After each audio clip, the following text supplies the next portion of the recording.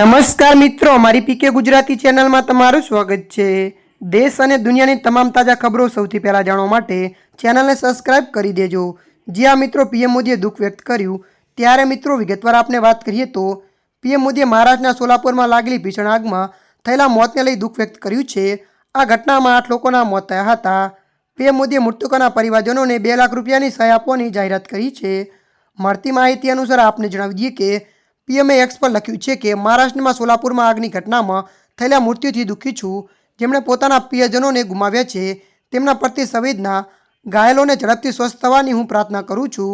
મળતી માહિતી અનુસાર વધુ આપને જણાવી દઈએ કે દરેક મૃતકોના નજીકના સંબંધીઓને પીએમએનઆરએફ તરફથી 2 લાખ રૂપિયાની સહાય આપવામાં આવશે અને ઘાયલોને 50,000 રૂપિયા આપવામાં આવશે।